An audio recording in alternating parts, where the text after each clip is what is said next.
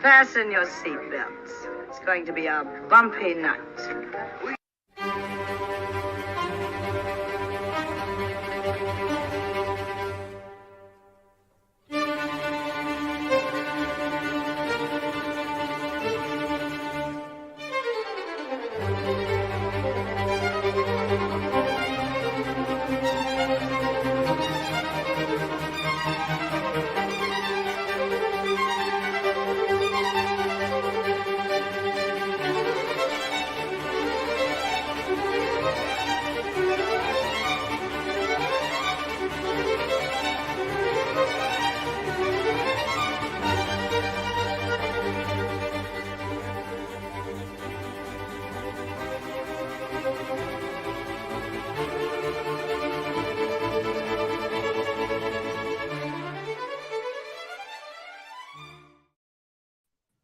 Hello, everyone, and welcome back to the View 52 Challenge. We are back for another episode covering week 18 through 21, the month of May. 'Twas a month. We had a lot of movies. I didn't have any first-time watch, I only had first-time watches this month. I hadn't seen any of these movies before, so that was very exciting. Also made it very busy for me to try to get to all of them in time. Joining me once again this week, it's Alex. Alex, how are you doing today? It's great. This jacket is a lot hotter than I thought it would be. And I'm also still wearing the leggings that I was wearing that I thought I would take off, but I didn't. So things are getting really warm. This is fair. This jacket is a little too small for me, so that's just great. Also joining us through another month of classic movies, it's Melissa Woody. Melissa, how are you doing today? I'm exhausted. I'm not gonna lie. This is so fair. I will try my best to keep the energy up. But you gents look great tonight, and Jack, it's great to see you without a hat. So thank you. love to see Yeah, it. it's a rare occurrence. So anyway, the challenges this month were a film featuring Katharine Hepburn, a film by your favorite director's favorite director or biggest influence, a musical, and a film released in 1933. With that, I think we can kick things off right away with a film featuring Katharine Hepburn. Man, I couldn't speak for a second there.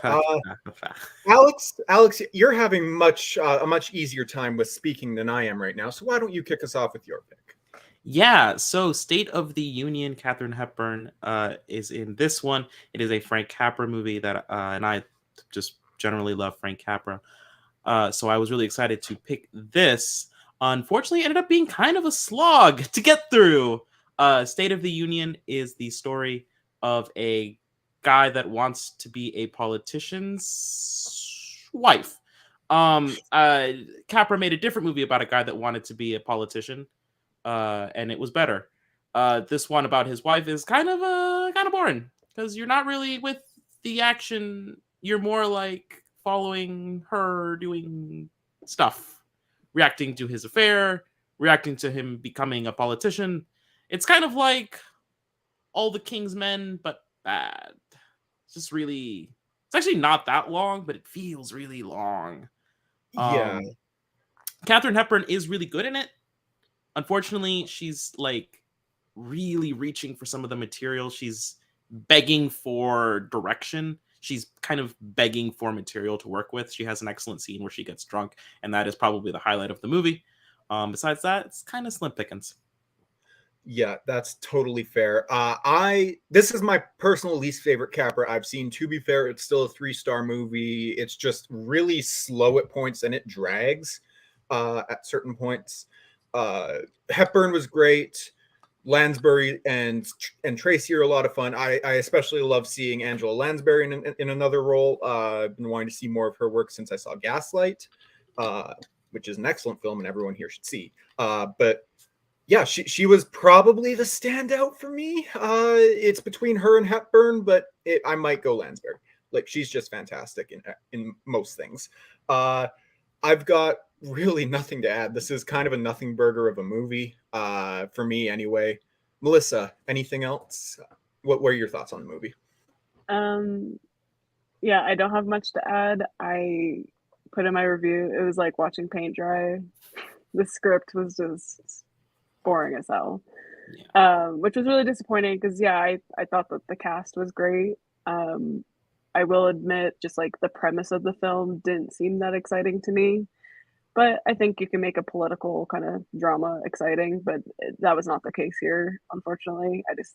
I was bored to tears. I don't remember much of anything, to be honest. Which that's I feel like that's probably the worst offense of a movie is like if you truly don't remember anything and just feel indifferent, and that's how I felt with this film. So it wasn't. I wouldn't recommend it. Like if you want to see an Angela Lansbury movie that's a lot of fun, I would recommend The Company of Wolves. It's a 1980s horror, campy fun time. But anyways, we're talking about classic films here.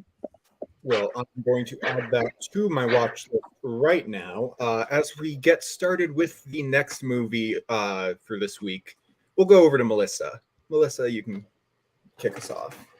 Okay. Yeah. So my pick was Holiday from 1938, directed by George Cukor, and basic plot synopsis is Cary Grant goes on holiday and falls in love and gets engaged to this woman that he basically just met.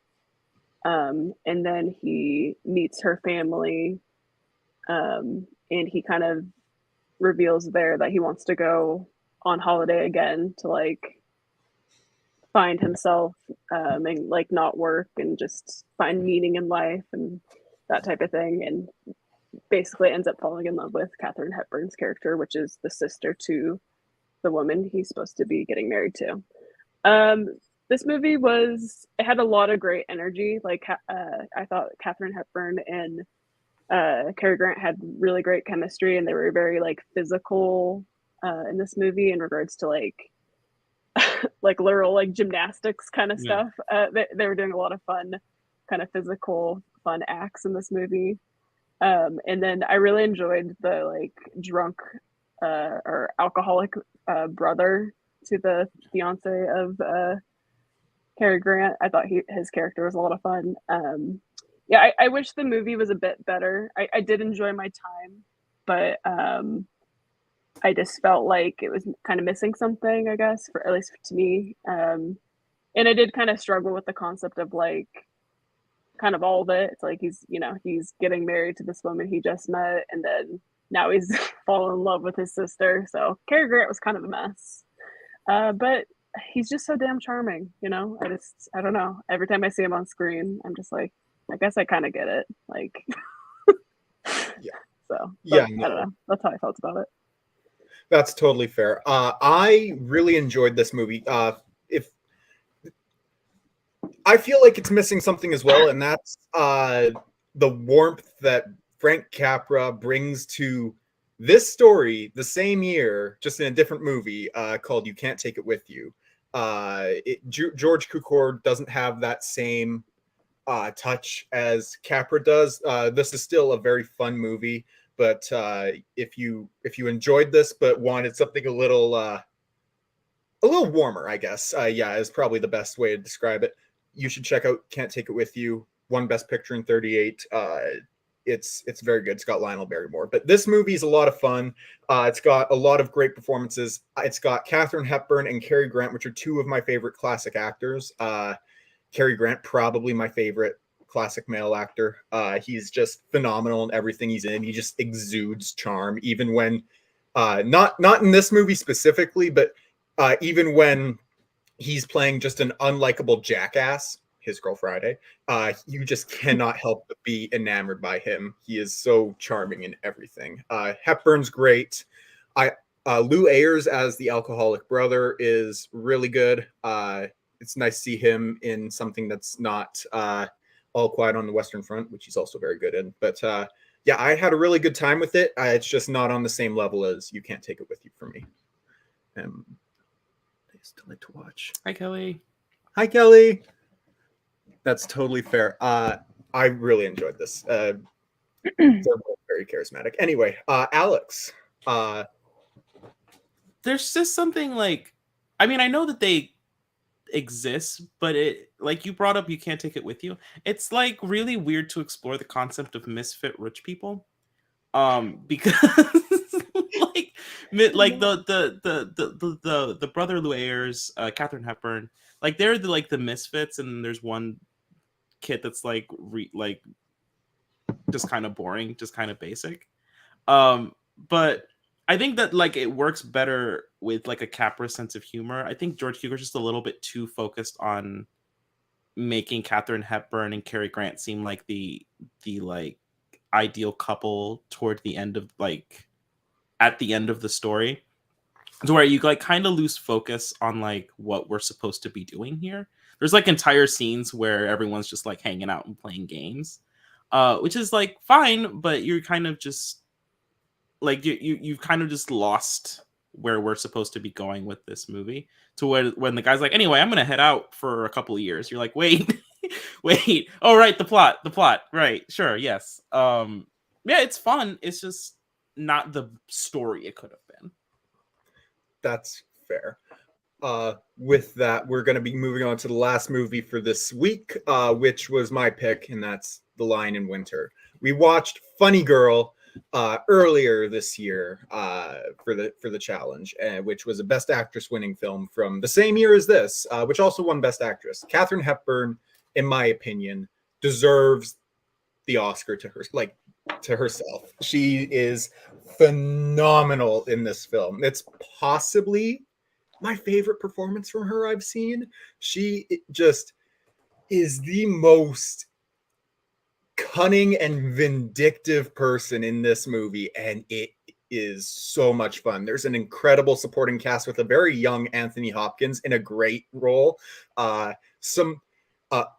An incredible performance, and I mean incredible, by Peter O'Toole, who blew me away in this after a fairly underwhelming other performance of his that I saw. But just absolutely blew me away in this film. There's some incredibly funny dialogue. Like, I didn't expect this movie to be this funny. There's a part where Anthony Hopkins pulls a knife on his younger brother, and he says to Katharine Hepburn, "He's got a knife." And Katharine Hepburn goes, "Of course he has a knife. He always has a knife. We all have knives. It's 1183 and we're barbarians." It's like, oh my goodness, I love this movie so much. It's just got such a great screenplay, some incredible performances. Like I said, I can't say enough great things about this. This was honestly, until a little later on this month, this was my favorite movie that we saw for the challenge, or at least my favorite one that I picked. There's a couple others that could be above it, but no, this is fantastic. Melissa, Alex, what do you think of the movie? Yeah, I thought the dialogue was delicious. It was just so great. I loved the script, and I definitely can see myself rewatching this. It was also kind of an unorthodox Christmas movie, which I kind of love that, like just unconventional holiday movie. So I'll kind of add that to my list in my head. I weirdly watched, I feel like, a lot of unorthodox Christmas movies this month, even outside of this challenge. Anyways, no, I thought Katharine Hepburn was incredible. Like, I loved, yeah, she was just so conniving, and just like ruthless with some of the stuff she was saying. And it was all with her mouth, you know, it wasn't like physical or anything. It was just all with, you know, her choice of words. Yeah, I thought the acting performances were great. And I feel like for the most part, like the dialogue in the script is like the main star of this movie. But I will say there was some really incredible shots too, like just kind of the cinematography and like the set pieces. It wasn't like, I would say, consistent throughout, but there were some nice shots, I felt like, in moments that stood out to me. And I will say it was really cool to see Anthony Hopkins so young, but I did find his beard super distracting because it felt very fake. So there was times where I couldn't help but stare at it, and I wanted to rip it off. But no, this was great. I'm excited to revisit it at some point because, yeah, this is definitely one of my favorites I've watched so far with this challenge. Awesome. Alex? Family, huh? Yeah, yeah. I it was really weird because you were directed by Anthony Hopkins. I was like, is that Timothy Dalton? Like, I've only ever seen like 80s Dalton, so it was really weird to see like 60s Dalton, and I was like, oh god, oh no, and I had a weird time warp about it. This movie's a lot of fun. I didn't really find it very funny. I just found like everyone like really vicious and venomous, and there's like, oh, that's enjoyable for me to watch, but I don't know that it's funny for me.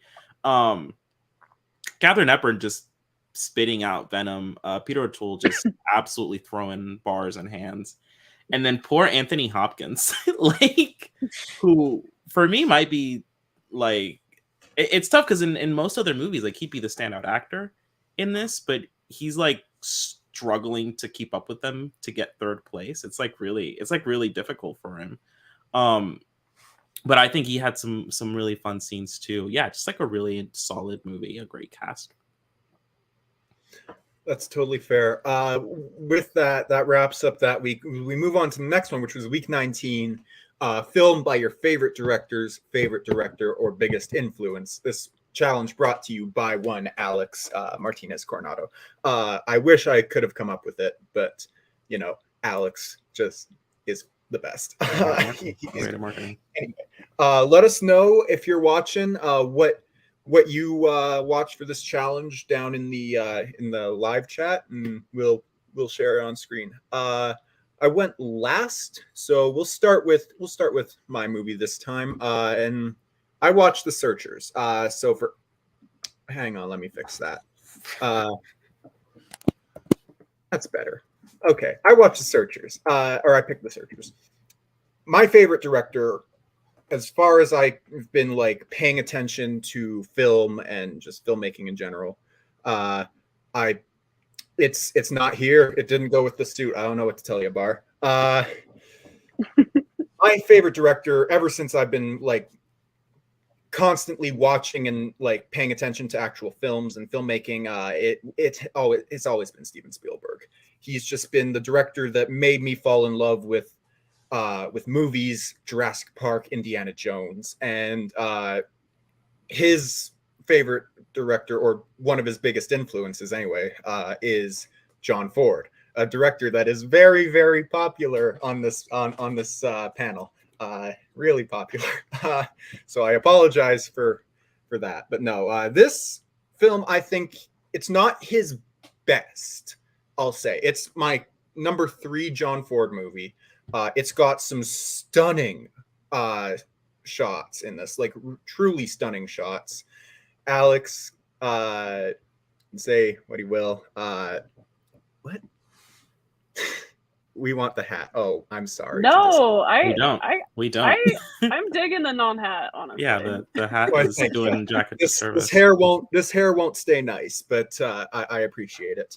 Anyway, some really stunning cinematography. That score is gorgeous. I think this is probably in the very limited scope of what I've seen from John Wayne, this is his best performance that I've seen. It's not particularly close, in my opinion. It has its issues. I'm not going to pretend it doesn't. It is very much a movie that was made in the 50s, and you can tell it was made in the 50s. And there was like a 10-minute section that just made me like bury my head in my hands.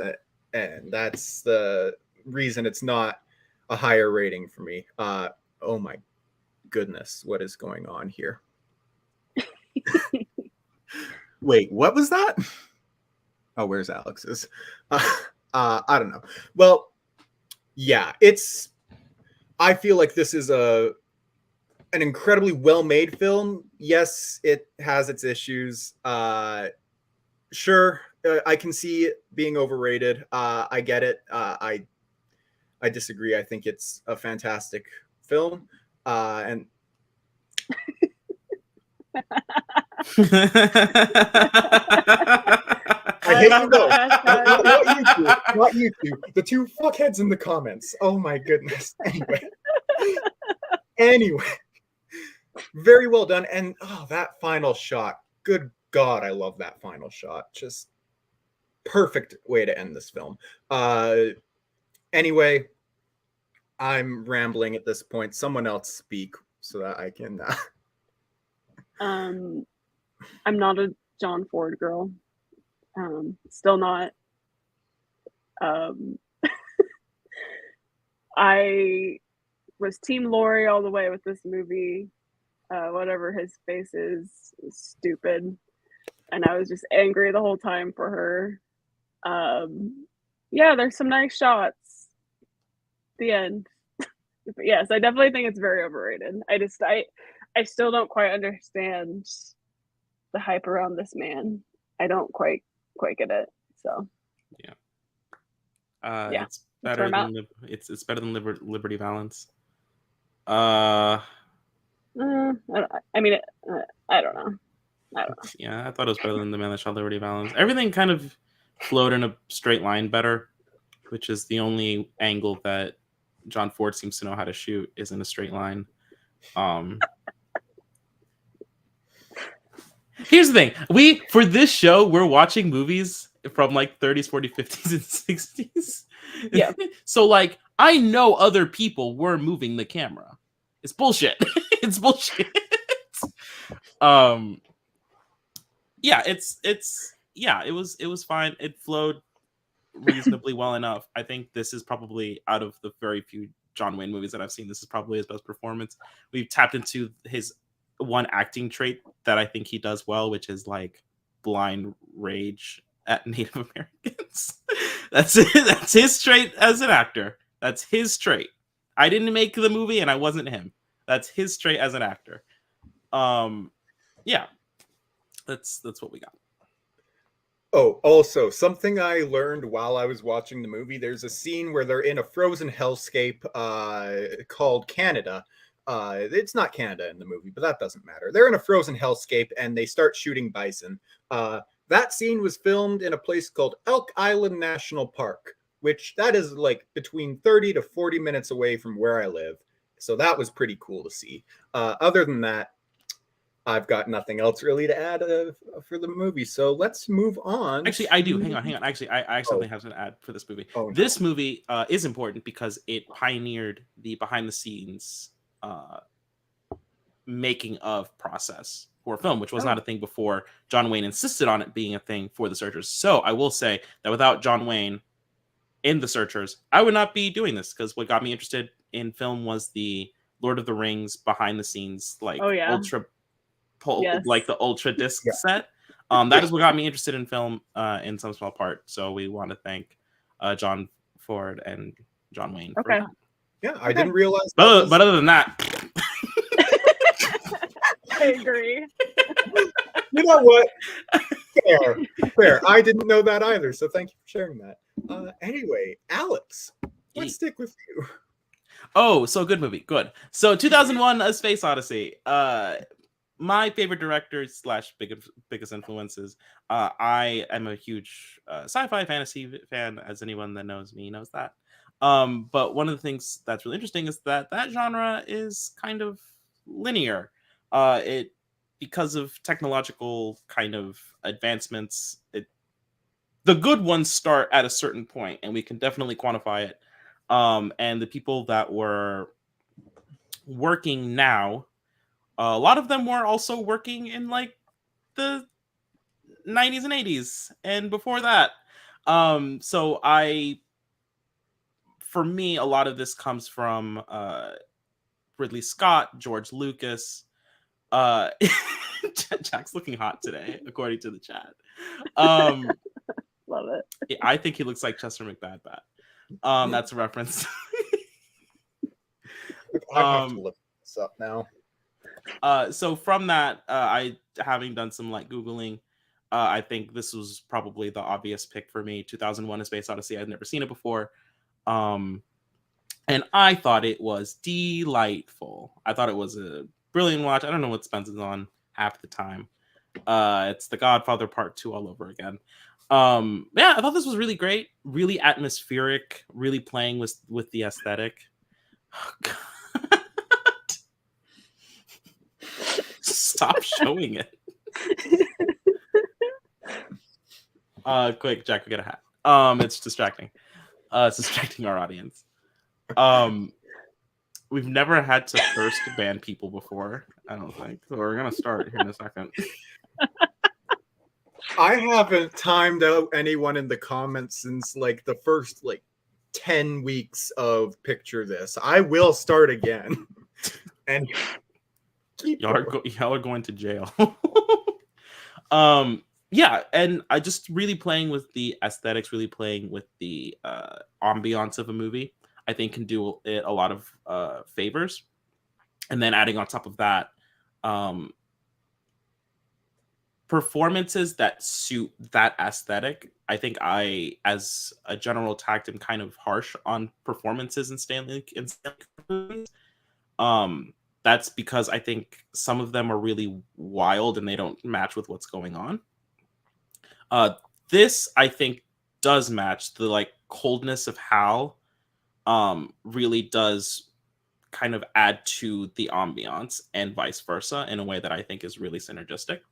And then just the story of it, the story has the through lines it needs to make everything work. I think this is a fantastic movie. No complaints. Yeah, I mean, this is one of the best movies ever made, in my opinion. I did not get a chance to fully rewatch it. I rewatched half of it with you guys last night. Made a huge mistake in watching movies with me. You missed 15 minutes because you came in after the monkey scene. It was more like 35, but that's okay. Yeah, it was a bit. That's all right. The best way to watch the movie, I would imagine, is on the big screen, which I want to do at some point in my life because it's such an immersive film. Like Alex was saying, the ambiance of it all. It's one of those movies where I don't really fully understand it, to be completely honest. I have a little bit of, I have opinions and thoughts on it, but it is just one of those movies that I think you can rewatch over and over again and get something new from it, which those are typically some of my favorite movies of all time. And I'm a big Stanley Kubrick girl. So I think this is probably his best film, if not Barry Lyndon, objectively. But yeah, I'll rewatch it fully probably this weekend because I do want to watch it from start to finish. But it's really hard to add to the conversation because it's just I think it's a perfect film from start to finish. That's totally fair. Before I get into my thoughts on the film, I want to address something. Oh, Alex, you said Chester McBadbat.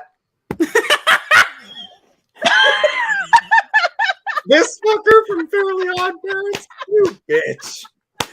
Anyway, with that in mind, let's get back to the actual show. This movie's incredible. 2001: A Space Odyssey is possibly the most gorgeous movie I've ever seen. It's up there. It's probably in the top 10 most gorgeous movies I've ever seen. Kubrick, I'm not gonna lie, after I saw Clockwork Orange, I was not sure if Kubrick was for me. That movie was a lot, and I wasn't totally in love with everything in it.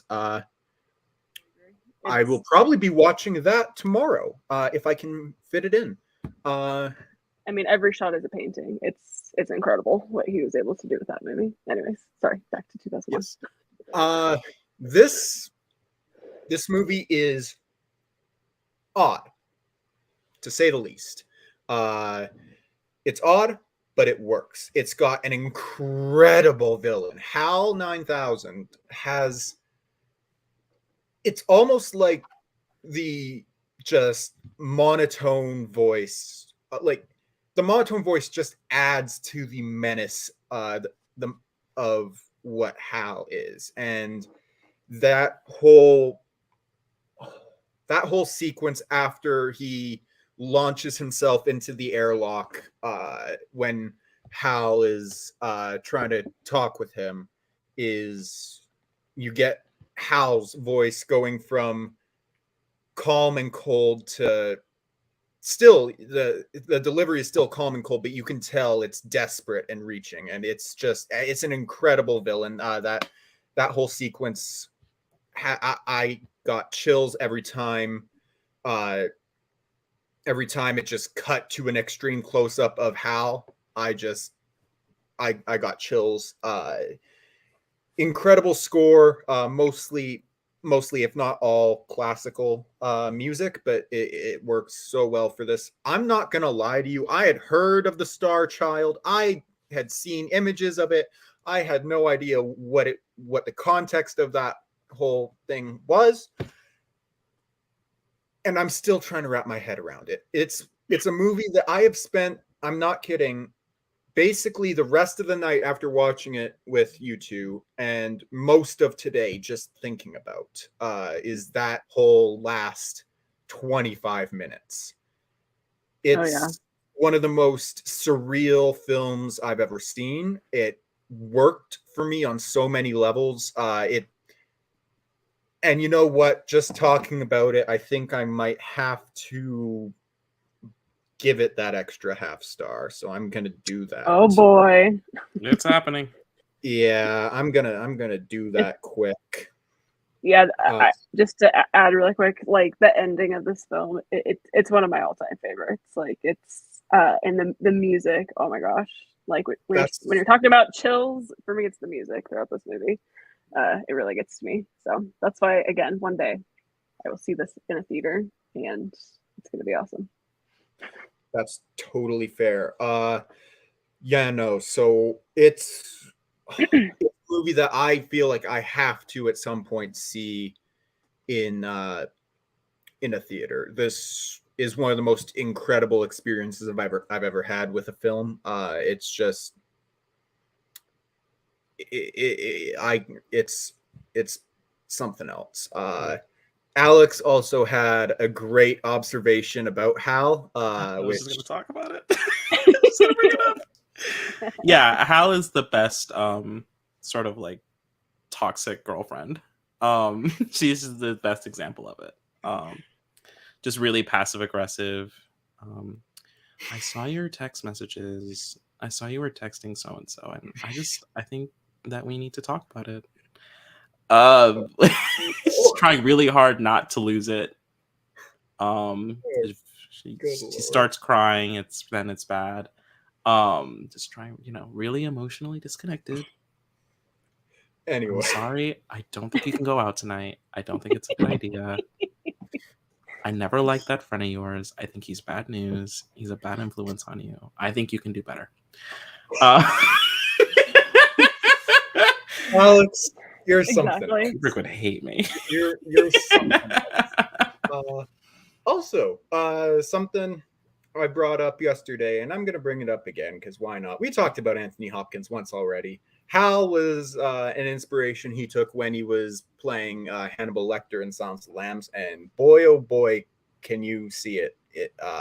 Can you see it or hear it more accurately? But still, good Lord. Anyway, before I keep talking, Melissa, you can start talking about yours. Okay. Yeah. So I chose The Fly from 1958. I will say, as much as I loved this challenge, it was also difficult to choose a favorite director.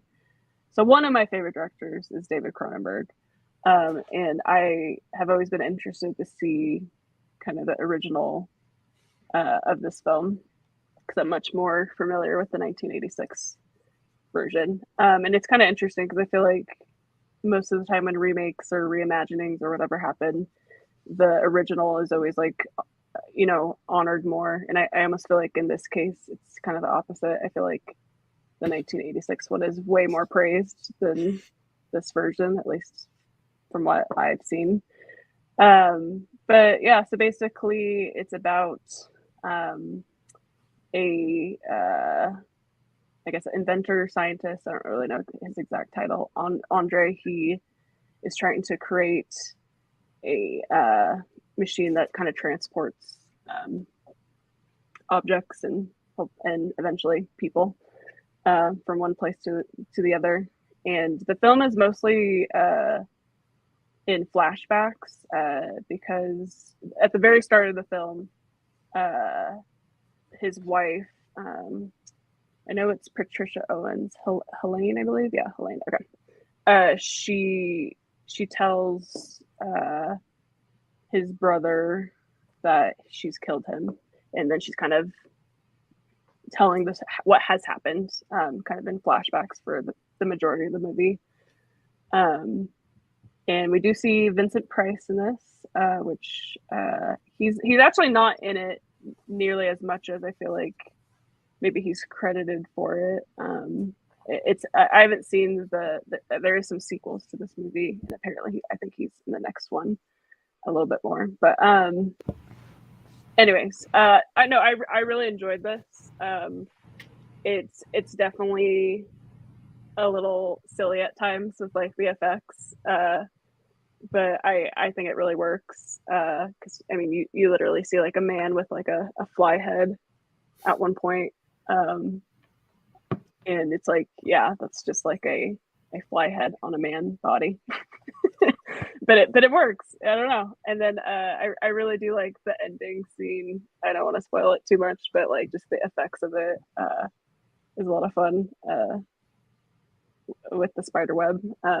But yeah, no, I really enjoyed this. I was trying to keep it open mind going into it because I really do. I mean, the 1986 one is like one of my favorites, and so I was like trying to keep an open mind with this, but I enjoyed it a lot more than I thought I was going to.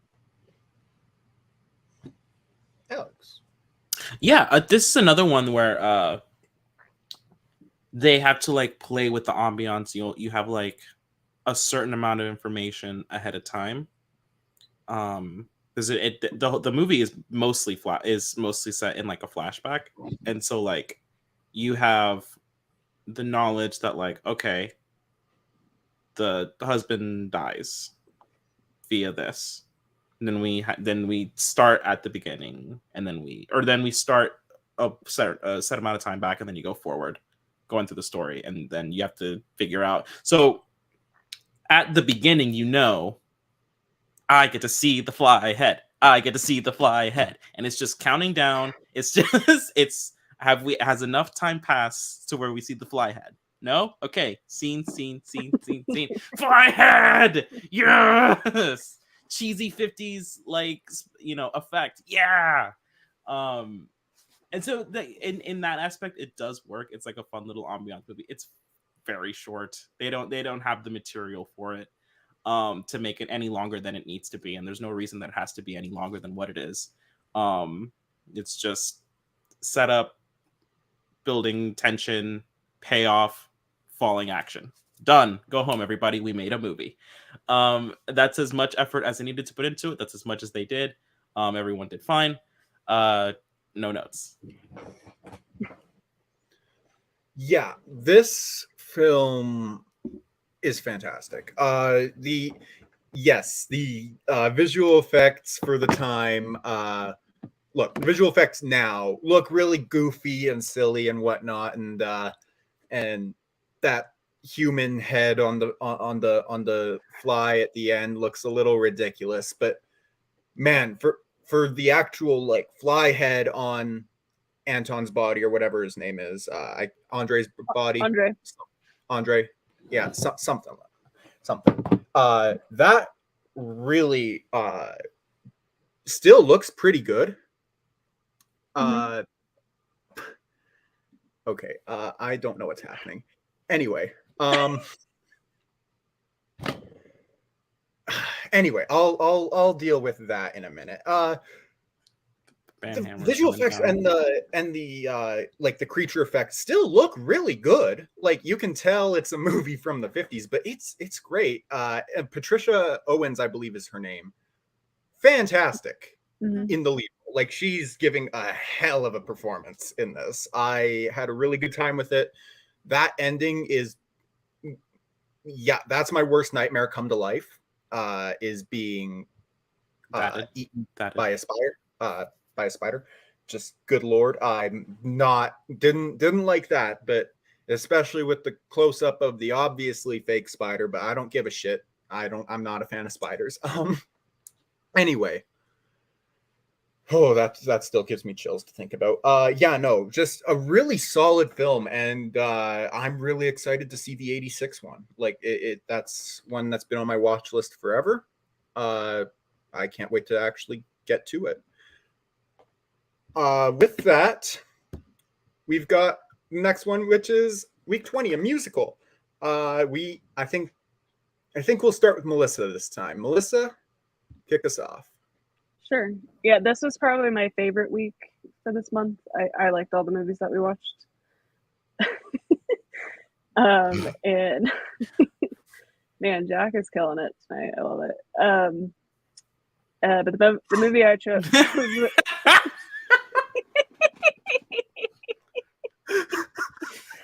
what are your ambitions, Jack? Ambitions? What the fuck are those?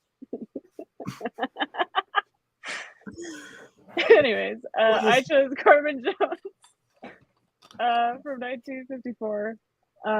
It's an all-black musical, which is fantastic to see, especially considering that it's from 1954. But yeah, basic plot synopsis is essentially there's like a love triangle between Carmen, Joe, and I think it's Cindy Lou. Yeah, Cindy Lou.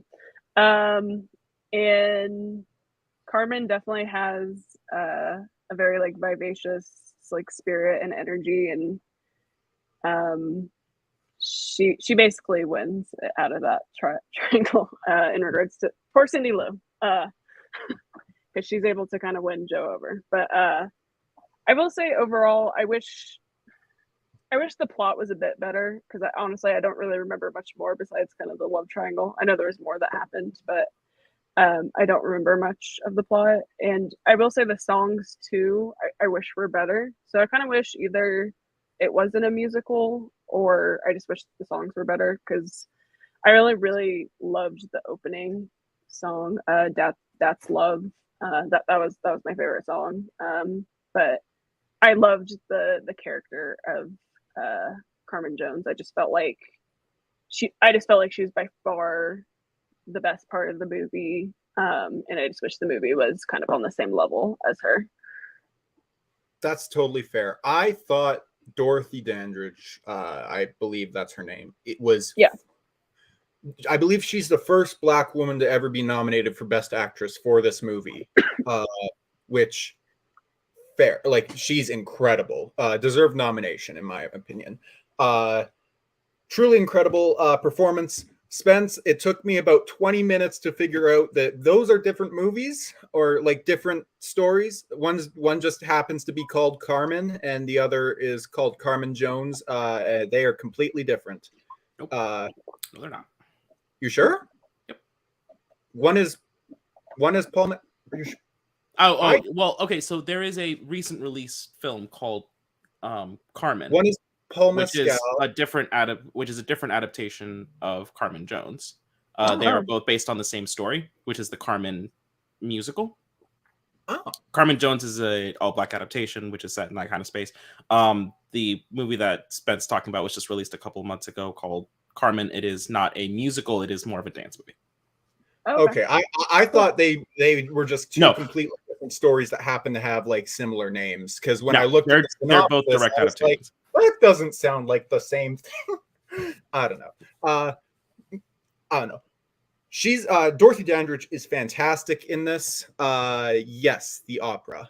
But yes, Dorothy Dandridge, fantastic. That's Love. Is that the one that goes like that? Yeah. Mm-hmm. That's the best part of the movie for me, without question. I also really liked, I think his name is Joe. I can't remember the character names really, other than Carmen and Cindy Lou. Joe. Yeah, it's Joe. His song, where he just fucking belts. I was loving that song as well. It was great. Unfortunately, the rest of the music isn't at the same level as those two.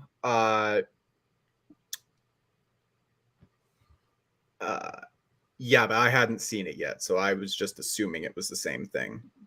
Anyway, regardless,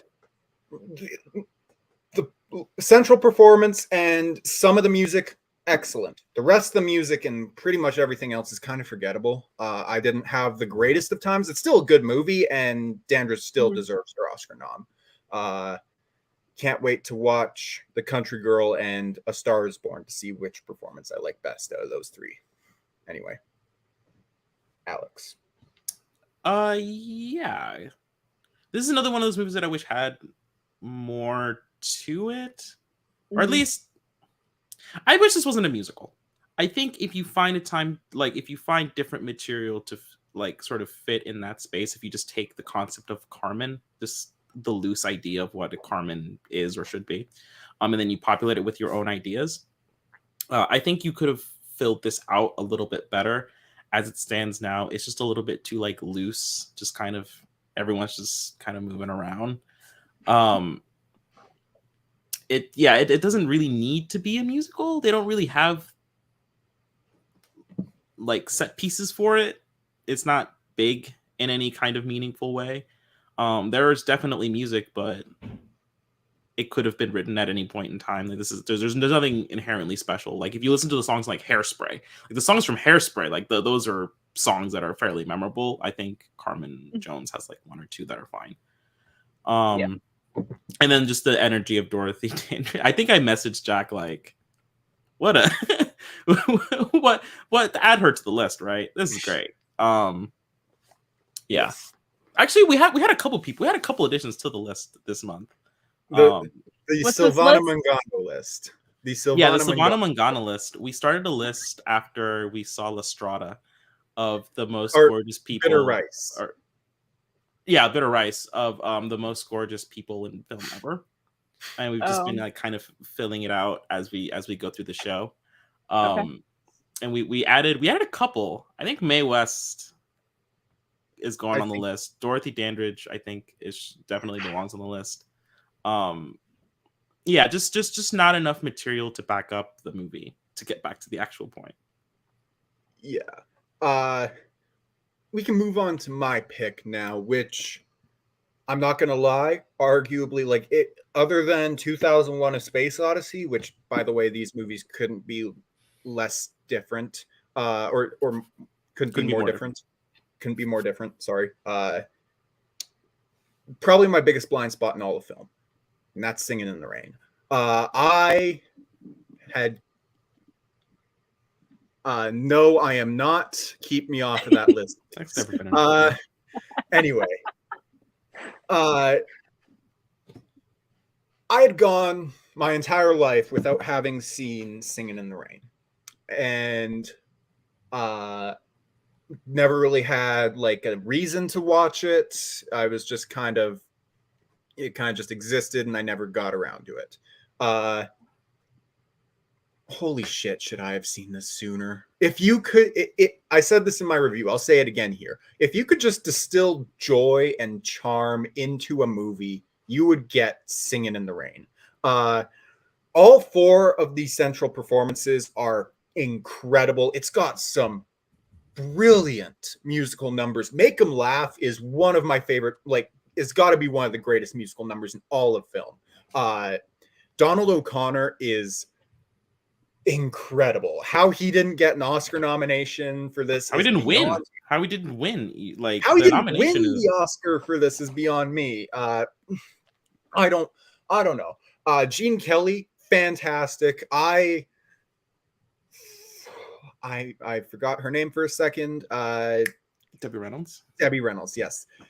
Debbie Reynolds, good Lord, is she incredible in this. And for someone who, as far as I'm aware, had no dance experience going into this movie, keeping pace with Gene Kelly and Donald O'Connor in the Good Morning sequence is just incredible. That sequence is great. I love, and I can't remember her name. Jean Lena Hagen. Lamont. Yeah, Hagen. Jean Hagen. She is just the worst, but also the best in every way. When they're trying to figure out how to make it a musical, right before Good Morning, And afterwards, they're just like, "Oh wait, no, we can't do this. Why, Lena?" Oh, that and the final scene where I guess not the final scene, but for all intents and purposes, the final scene where Lena is being is just lip syncing the Singing in the Rain song, and Debbie Reynolds is singing behind the curtain, and that whole sequence, I just had so much fun with that sequence. This whole movie is perfect, like, for lack of a better word, perfect. The Singing in the Rain scene, like the titular scene, fantastic. I can't believe it took me this long to see it. It wasn't even originally on my list for this challenge until Alex yelled at me and told me to put it on. I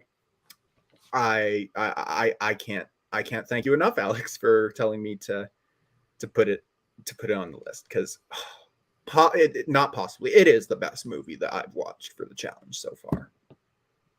She's so good. Oh Deserved my God, yes.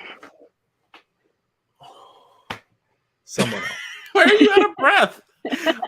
I just talked a lot. So it's actually really funny because I saw Sing in the Rain a couple of years ago before I started watching more classic film. And now, having seen the stuff that Sing in the Rain is like kind of making fun of, like not making fun of, but like making light of, it's actually really weird and almost makes the movie better because you understand the things that they're referencing.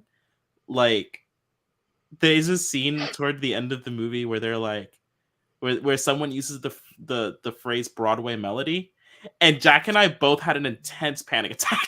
We both had a horrible Vietnam flashback. We were like, no, not a Broadway melody. And then there's a different scene where we're like, I think it's supposed to be like a Ziegfeld Follies kind of a bit, and we were both like, oh yeah, I remember that, and that also wasn't pleasant.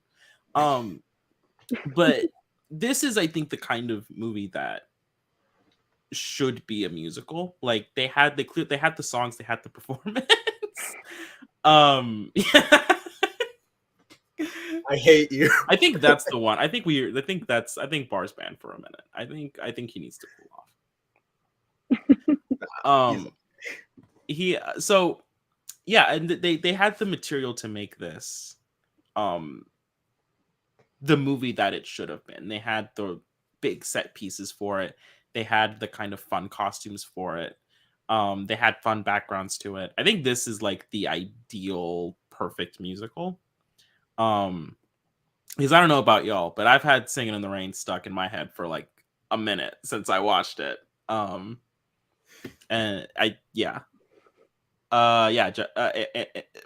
you're really treading the line. You're ice bath. That's where you're headed. You're lucky I don't have access to this account. You do. Jack's pretty young. We try not to sexualize him. That's a reference for some people. Yeah, this is just, I think, the ideal, like, perfect musical. I had to say that it's the best musical that could be made. I'm saying that this is like, if you're aiming for like the amount of fun that you want your audience to have, I think this is kind of where you would rationally start. Yeah, I don't have too much to add because you guys kind of covered it all. Also, just like, this movie, I feel like has been talked to death anyways, because it really is. I think it's perfect as well. I really do agree with the point of, like, I think this is like, when it comes to movie musicals, it's at the top of the list, and I think anyone trying to make a movie musical is always somewhat using this as a reference point or trying to top it in some way. And I don't think it's been done personally. I think there's been good attempts in recent years, but I don't think anyone has ever topped this movie since its release personally. But yeah, I only saw it for the first time last year, I believe it was. So it was fun rewatching. It's definitely becoming more and more like a comfort type of movie, I would say, because it's an easy watch, great music, love the characters. I love Lena. Oh my god. I love her ridiculous voice. It's so great. Yeah, it's a fantastic movie. Yeah. I had something else I was gonna add, but now I can't remember what it was. Oh, you know how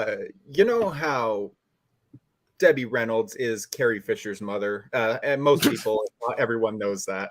Yeah. What I didn't realize was Carrie Fisher had a daughter named Yes. Billy Lord,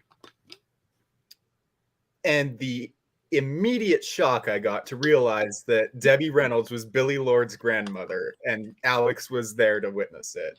It was I couldn't believe it. It was honestly, it was when we found out that that Warren Beatty is Shirley MacLaine's brother, and Jack lost his mind for a fair amount of time. It's like that. I just every now and then we get to give Jack little bits of information, and watch him go, what? He's The first time I ever. Go ahead, though. No, I was saying he's usually like pretty high when we do it too, so he's always the reactions are a bit more exaggerated. That's fair. You're not wrong. Anyway, with that, had it not been for 2001, this probably would have been the weirdest movie we saw for the challenge this week. Not Singing in the Rain. The next one, Alex, take it away. Okay. All right. So, bear with me here. Hear me out. What if The Wizard of Oz, right? What if you mix that with what did we say, Jack? Like It's a Wonderful Life? Yeah. Yes. What if you mix It's a Wonderful Life with The Wizard of Oz, and then you cut the budget? You just slash that budget by like a lot. You still have to make it a musical. That's important. It still has to be a musical. But you can't really afford sets. So you have to kind of do everything like a Shirley Temple like tap dance musical. You can rent out like 2 locations and that's it. All black cast, black and white. Make that movie, and you've essentially made Cabin in the Sky. It is a very strange, actually. We didn't read the plot synopsis when I picked this movie. We did not read the plot synopsis. We just thought, the first all black musical. That would be interesting. We just stopped there. I didn't even look at the poster for it. We just went, yeah, sure, that one. But essentially, you follow little Joe, who is 50 years old. And his wife, I think, Ethel. Yes. Ethel, who is awesome. Joe is involved in some unfortunate crime that happens to him while he's gambling. He dies, and then as judgment comes to his body, basically angels and demons descend, and they try to collect his soul. And God's like, I don't know, this Joe guy. Give him 6 months. I like his wife. Give him 6 months to turn it around. And he's like, okay, yeah, I get 6 months. Cool. And then the angel tells him, but you're not going to remember this. So you're just going to have to figure it out on your own. We'll be there to like whisper in your ear or something. And he has to try and figure it out. It's kind of like, the biblical character Job, God's favorite. Like, imagine if Job, like, God was like, maybe Job, but it was like all about Job's wife. Like, she's his favorite. Yeah, that's really what this is about. This story is about Ethel, who is awesome. And it's just like a little charming movie. You don't really need the songs in it. It's another one like Carmen Jones where like the songs are like fine, but you don't really need them. But the story is really cool. They went really hard on the last scene for no reason, or the second to last. They went really hard to try and make that look cool. So they definitely like stretched and got as much out of it as they could. The people that play Lucifer, the person that plays Lucifer Jr. was having all the fun in the world. All the like devil actors had way too much fun. And yeah, it's a little fun. It's a little fun. Also, Vincente Minnelli musical, yes, please. This isn't the type of movie you would associate Vincente Minnelli with, because there's no Judy Garland in sight. However, it's great. It's really fun. There's some really like the songs are kind of inconsequential to the film. Like they're not the most important thing. Could have been like a non-musical and it would have been fine. But there's some really fun sequences, specifically the one where he's like being judged by the demons and the angels, and Lucifer Jr.'s there, and the general of the angels is there, and it's wild. I had a lot of fun with this. It was in no way, shape, or form what I ever expected this movie to be about. When I saw the title, Cabin in the Sky, I immediately thought of that one song from Les Mis called Castle and Cloud, and that's the only thing I ever associated this movie with. And I knew nothing about going in. Glad I knew nothing. Incredible, like really fun movie. Not like the most incredible thing you'll ever see, but just so fun. Those devil actors had a really fun time. Anyway. Yeah, apparently this was his first. This is like his directorial debut, which is pretty impressive. Oh wow! At least that's what it says on Wikipedia. I actually disagree with in regards to the songs like I loved the songs, and I think it definitely added to the movie. I particularly liked the song "Happiness Is a Thing Called Joe." That was probably my favorite song, I think. But really, anytime Ethel Waters sung, and just everything that she did in this movie, I thought she was by far the standout of the entire film. Yeah, this is definitely one I could see going up on rewatches, and it really feels like a hidden gem of a film. I had never heard of this movie before, ever, until Alex picked it. So I really appreciate you picking it for the challenge, because I don't think I would have ever really maybe stumbled upon it. So no, this was great. I definitely think more people should watch it, because it feels underappreciated. So yeah, let's I Married a Witch to this movie, where everyone suddenly watches it and it throws off an entire algorithm. Let's do that, gang, because I think this movie is like a lot of fun. Yeah, I agree with that. And don't mind me. You control the keys. We don't. Yeah. Anyway, with that, I believe we are now in the last week for this one, which is a movie from 1933. Two of us have the same movie, so we'll finish with that one. Melissa, you can kick us off here with yours. Sure.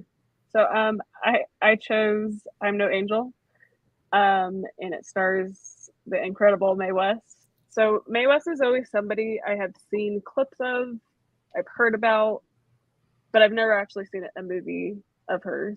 She's kind of, I've now seen Marilyn Monroe movies, but she kind of was the same concept for me for several years. Like it's just somebody I kind of knew had like this kind of incredible personality and kind of attitude.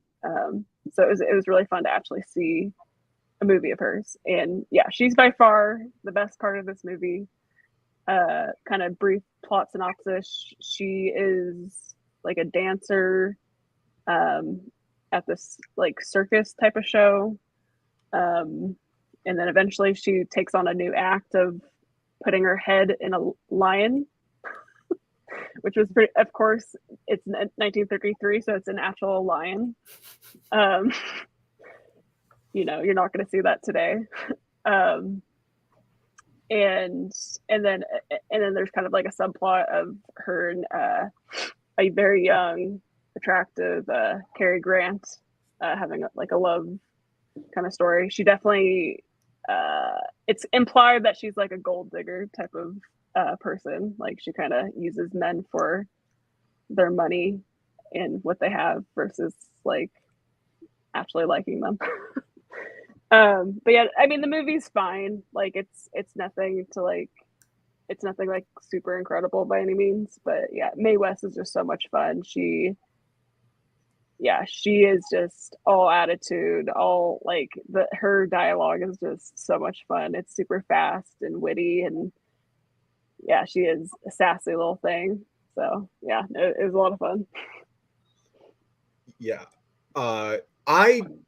I had heard of this movie like when we were looking through 1933 movies. At first, I saw this, but then I saw King Kong, and I went, yeah, no, that's my pick.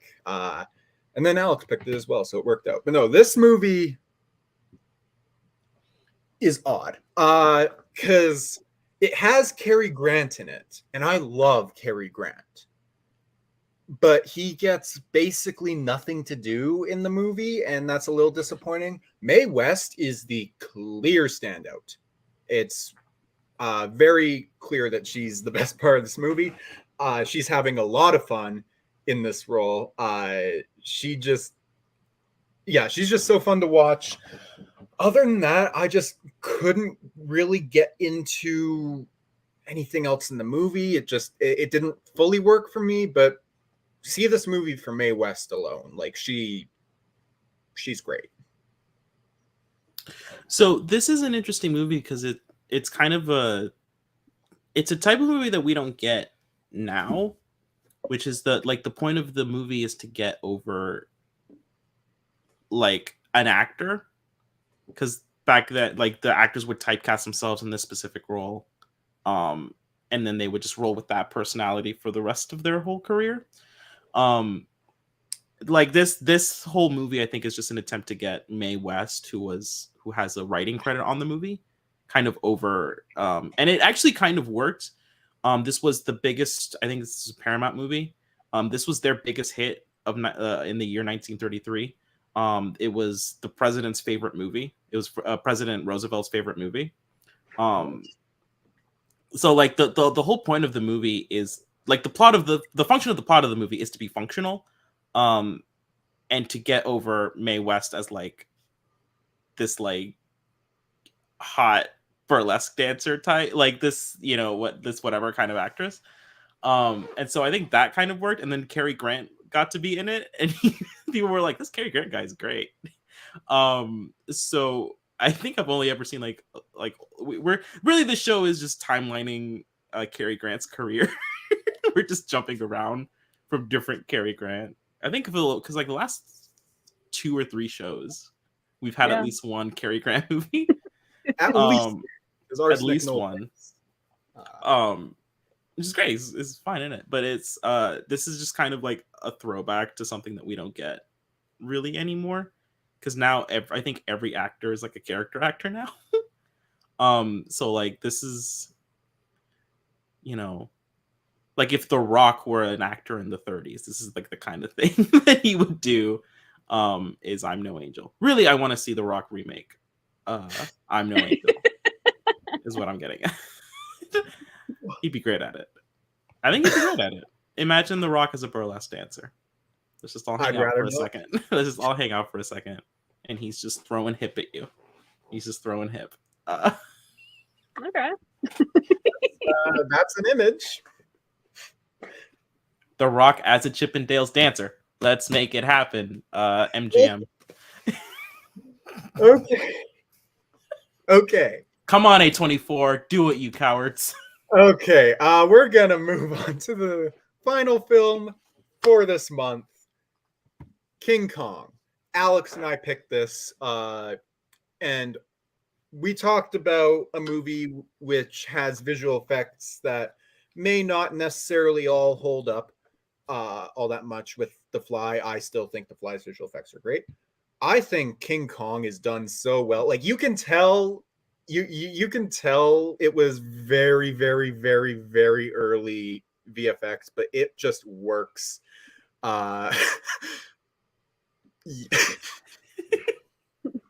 Yeah.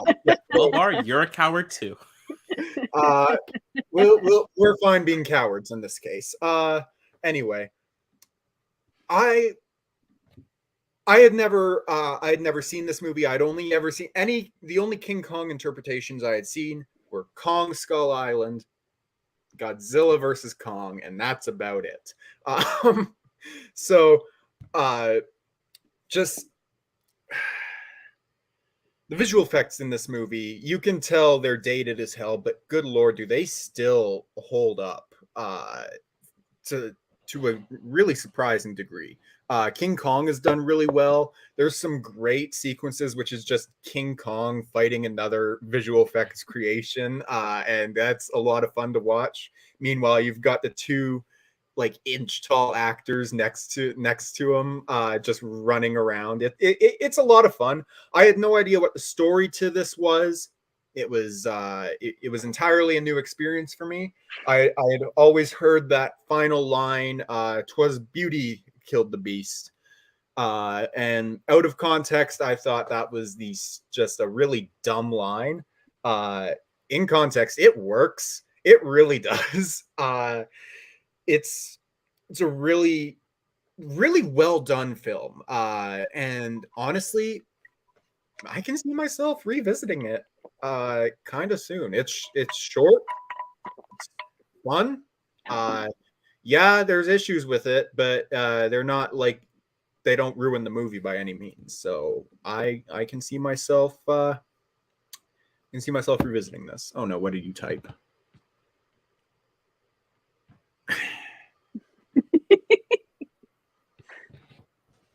I'm just saying, Melissa, Kevin Nash Alex. is not hot, and I think The Rock is hotter than Kevin Nash. So I don't know what the problem is.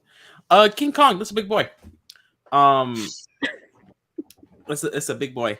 Yeah, they did more than I think people would expect for 1933. They got as much out of it as they possibly could have. They really took care to like build up the scale, build up the atmosphere. And just like, it's honestly, I thought it was a bit long, but it's fine. Like when you go for scale and atmosphere, you need time to build all of that up. So I think running around on the island and meeting all the weird creatures that live there, I think that's the majority of the movie. And I think it's time reasonably well spent. But it's not. If it was 1933, I think I'd be more wowed.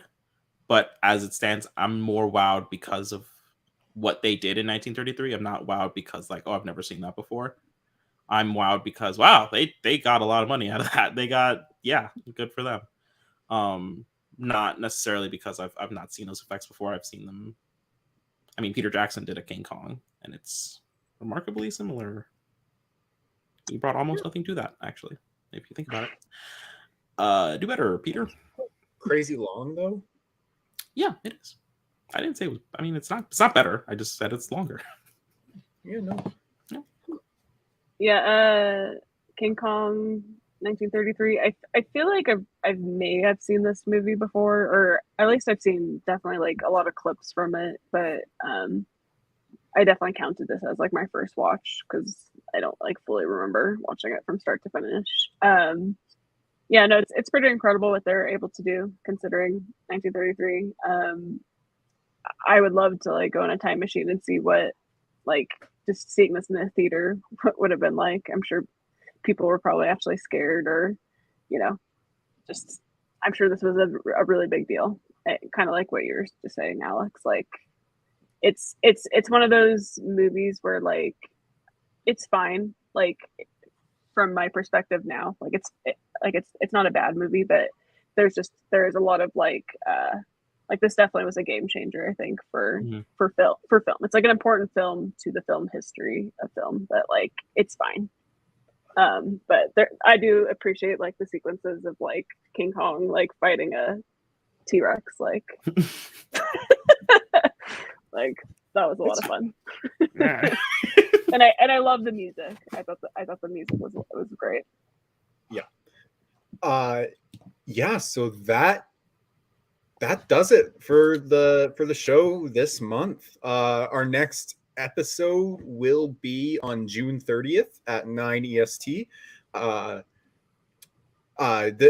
before I get to that, the challenges for that month are a film by Billy Wilder, a film featuring James Stewart, a film by Akira Kurosawa, a classic film and its modern remake. It's a double feature, and Cary Grant. What? Cary Grant on this show? Yeah, I know, Never. right? Weird as hell. I never thought I'd see the day. So with that, what movie are you most excited to see for the challenge this next month? I always forget about this part of the show. Fair. Until we're doing it. And then I'm like, oh shit, I should probably. I think for me, I'm most excited to see Yojimbo. Fair. It is an excellent film. I'm very excited to hopefully rewatch it if I can find time for it. I'm also very excited to rewatch. Actually, not excited to rewatch, but like I feel like I should rewatch this movie, The Lost Weekend, because I'm gonna. It's the best picture winner ever made. It's the best one that we've seen so far. Yeah. So picture this, in our opinion. It's very, especially if you know the context of when it was made. It's very well done. But for me, the one I'm most excited to see is also the Akira Kurosawa pick. Like Melissa, I'm excited for Seven Samurai. I've been meaning to get to more Kurosawa. He's been a director that I've really liked what I've seen. Yojimbo, Senjuro, Rashomon, like those are all good to great movies. I haven't seen Seven Samurai yet. I want to really bad, so I'm very excited to see that. Also, 3:10 to Yuma double feature. I love James Mangold, so to see his interpretation of the 3:10 to Yuma is going to be a lot of fun for me. Alex, what about you? I'm gonna round out the Kurosawa train and say The Hidden Fortress, movie that was a great inspiration to Star Wars. But I think the real answer, obviously, is Alice in Wonderland. 1933's Alice in Wonderland. 1933's Alice in Wonderland, which I mean, will have Cary Grant in it. So, I mean, and get really okay, sure. W.C. Fields, yeah. This is gonna be the weirdest movie I think we'll watch the entire year. 1933 Alice in Wonderland. Yep, it's live action. I'm staring at an image from it now, and it looks absolutely terrifying. We're kind of a great time. This is gonna be great. I don't know if it'll top The Color of Pomegranates for weirdest movie we've seen for this challenge. Just I said what I said. I said what I said. Well, anyway, with that, we will see you on June 30th. For everyone here, the VU52 challenge, me, Alex, Melissa, thank you for watching. Let us know what you watch for the challenge. If you're reviewing it on Letterboxd, use VU52 challenge tag. We can see your reviews more than, or at least I will. Anyway, with that, we'll see you next month. Have a good one. Well, nobody's perfect. I think this is the beginning of a beautiful friendship.